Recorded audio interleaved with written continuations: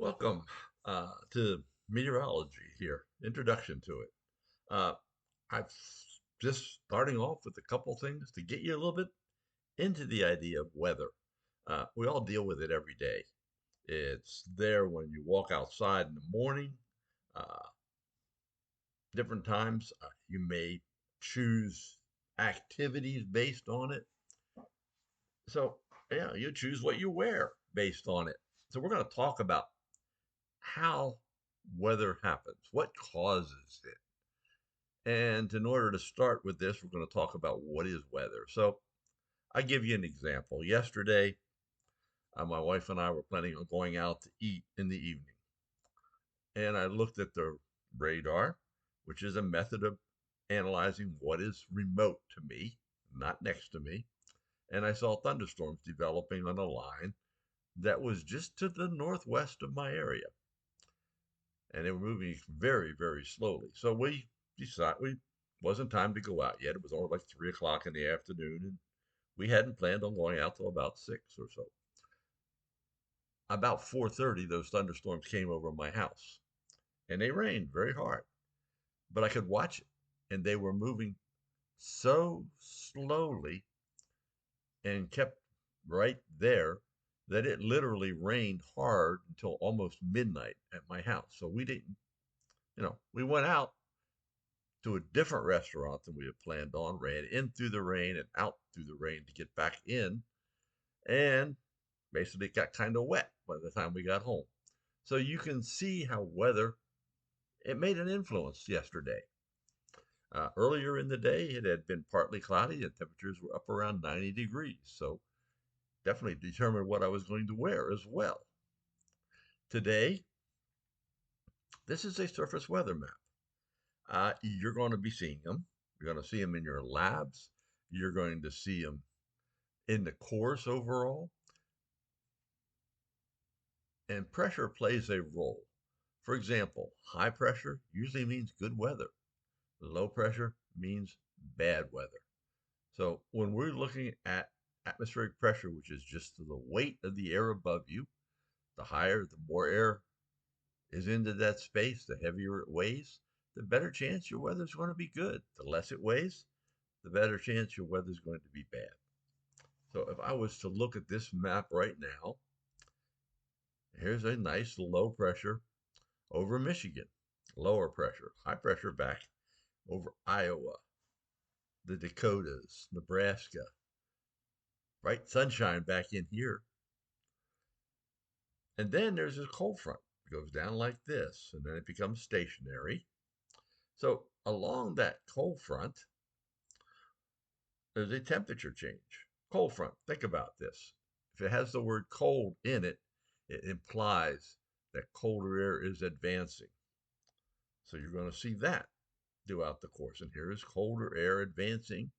Temperatures are in the mid 70s back in here. Temperatures are in the mid 80s out in here. So this cold front is moving this direction. And when it passes, if you lived here and it passes your house, temperatures probably aren't going to go up anymore today. They actually might begin to fall a little bit. So that is what a cold front does.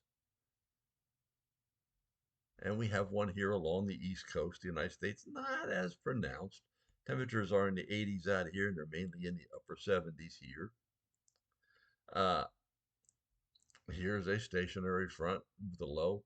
That low yesterday, it hasn't moved far, but that low yesterday was right about here.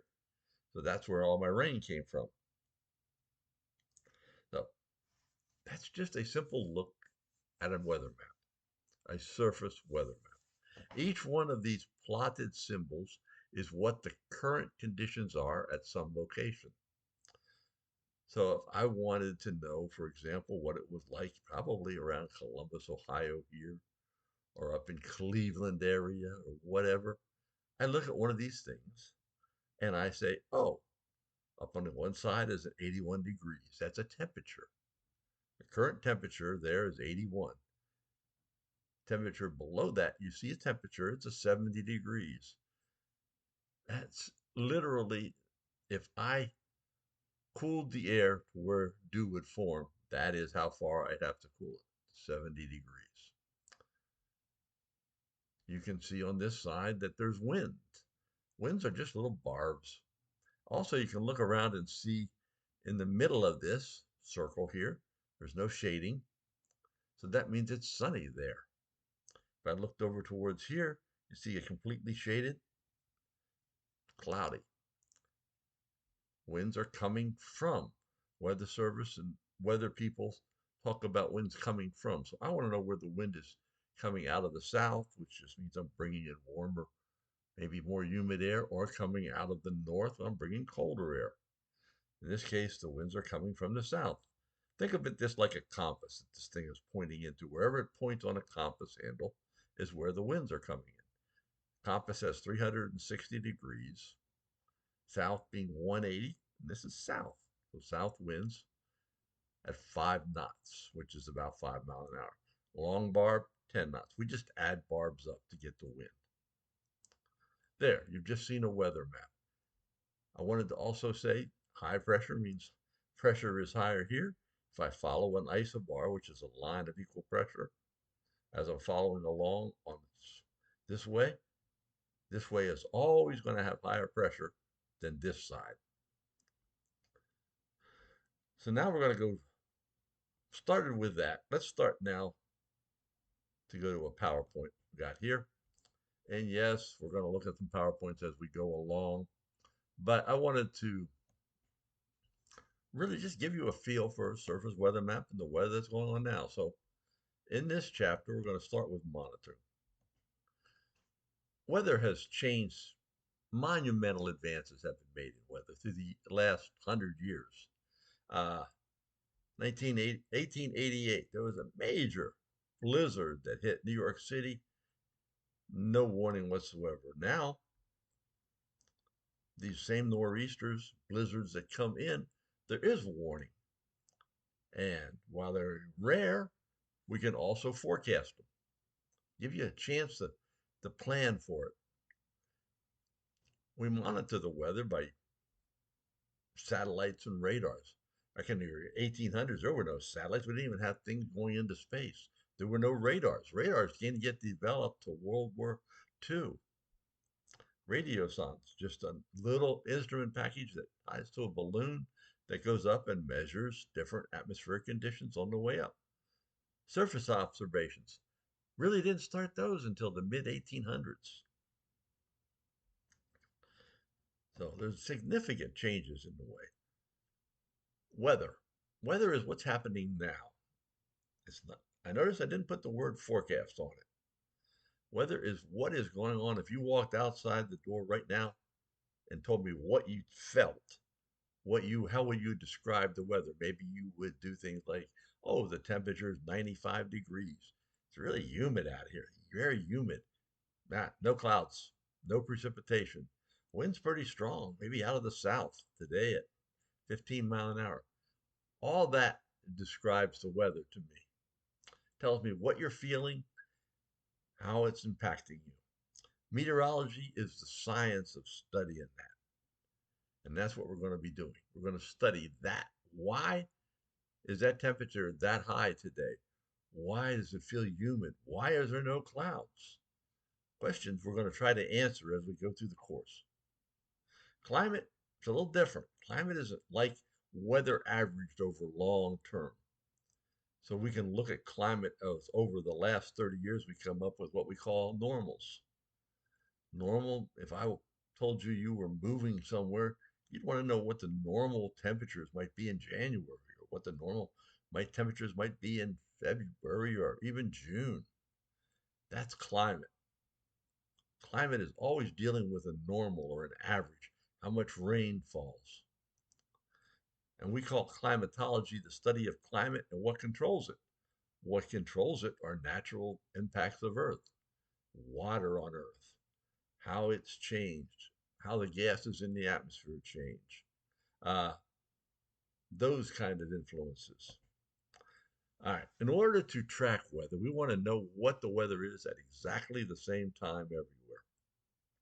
In other words, I don't want, if I lived in Indianapolis and I have weather coming from the west and it's 7 o'clock a.m. in Indianapolis, well, I don't want Illinois to be using the 7 a.m. time there on their time because that would be an hour later than my time. So all this is showing you is that timekeeping, we use exactly the same moment in time, not the same time as far as the clock time, but the same moment in time. And we use it based on what we call universal time or Greenwich Mean Time, I've heard. Both are the time that is in Greenwich, England. So here where we already talked some about high pressures, low pressures, and fronts. High pressure winds arc spin clockwise and blow out away from a high. Low pressure winds spin counterclockwise and inward. So just think of the hands on the clock. Highs has the vertigo same direction as the hands on the clock, the winds. So when the high is moving towards you, you'll see the winds change as you move into a different part of the high. The same will hold with a low pressure system. Warm fronts, all fronts are three-dimensional. Warm air is lighter than cold air. So when a warm front develops, it pushes the warm air up and over the cooler air, but it may extend over 500, 1,000 miles. Cold fronts, on the other hand, cold air is advancing. Cold air is much denser than warm air, so it's going to push the air up faster. We get more thunderstorms. So some fronts do pass with no changes in clouds or precipitation. Uh, there have been times in the Midwest, and I've seen it out there, where, for example, if you're in Kansas and you get what they call a blue norther, strange term, what literally it is, sun is bright, temperatures might be in the 50s, and these ranchers would get caught in the middle of the winter when a strong cold front would go through. All of a sudden, the wind would shift to the north, and the temperatures could go from 50 to 5 degrees at times. That was what catching ranchers by surprise back in the 1800s and killing some people because of it. Here's how we describe the state of the atmosphere. I talked about some of that. All right. So how do we observe it? Well, we call remote sensing observing from a distance. In other words, I am not at a given spot on the earth when I'm observing that point somewhere. For example, geostationary satellites, always pointing over the same location, but it observes a large area. And the satellite itself is 36,000 miles up, or 23,000 miles up, approximately. So it looks down on the Earth, grabs data over a large area. That's remote. It's not like that satellite's in the middle of the clouds. Polar orbiting. All it is orbiting in the same slice, but the Earth's rotating under it. And here you can see a composite of example of radar, which is another remote sensing, something, and satellite together.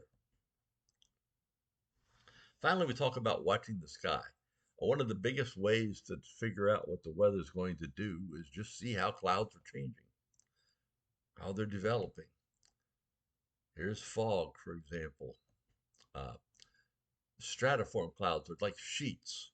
They're just a very thin layer of clouds.